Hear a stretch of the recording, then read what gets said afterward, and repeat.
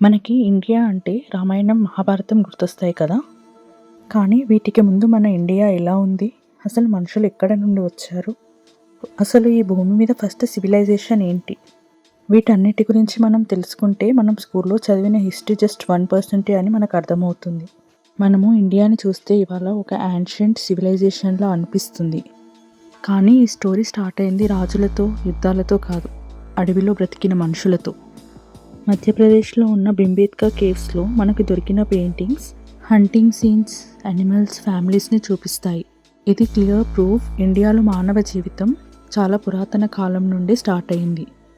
లక్షల సంవత్సరాల ముందు ఇండియా భూమి మీద మనుషులు రాళ్లతో ఆయుధాలు చేసి అగ్నిని కనిపెట్టి అడవి జీవితం గడిపారు. ఈ స్టోనేజ్ మనుషులే స్లోగా ఆలోచించడం నేర్చుకున్నారు, నేచర్ని అబ్జర్వ్ చేశారు అండ్ ఫ్యూచర్ సివిలైజేషన్కి ఒక ఫౌండేషన్ వేశారు. ఈ మనుషులు హంటింగ్ నుండి స్లోగా ఫార్మింగ్కి షిఫ్ట్ అయ్యారు. గోధుమ, వరి, పల్సెస్ ఫార్మింగ్ స్టార్ట్ చేశారు. స్లోగా విలేజెస్ ఫామ్ అయ్యాయి. ఇది ఇండియన్ సివిలైజేషన్కి రియల్ ఫౌండేషన్. స్టోనేజ్ తర్వాత ఇండియన్ హిస్టరీలో ఒక సైలెంట్ రెవల్యూషన్ జరిగింది. అడవి జీవితం నుండి ప్రాపర్ సిటీస్కి ట్రావెల్ స్టార్ట్ అయ్యింది. అప్పుడే పుట్టింది ఇండస్ వ్యాలీ సివిలైజేషన్. ఇప్పటి పాకిస్తాన్ మరియు నార్త్ వెస్ట్ ఇండియాలో హరప్పా, మొహంజదారో లాంటి ప్లాన్డ్ సిటీస్ డెవలప్ అయ్యాయి. ఈ సిటీలో అన్ని స్ట్రైట్ రోడ్స్ ఉంటాయి. బిల్డింగ్స్ అన్నీ సేమ్ డిజైన్లో బిల్డ్ చేసి ఉంటాయి. బ్రిక్స్ అన్నీ ఒక స్టాండర్డ్ సైజులో తయారు చేసి ఉంటారు.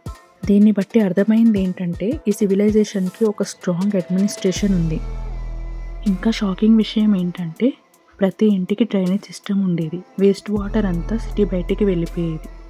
ఈ టెక్నాలజీ 5000 ఇయర్స్ ముందు చాలా రేర్. ఇప్పుడు మనం అనుకుంటాం ఏన్షియంట్ పీపుల్ అంటే ప్రిమిటివ్ అని. కానీ ఇండస్ వ్యాలీ సివిలైజేషన్ మనకి చెప్తుంది ancient India was organised, intelligent and advanced.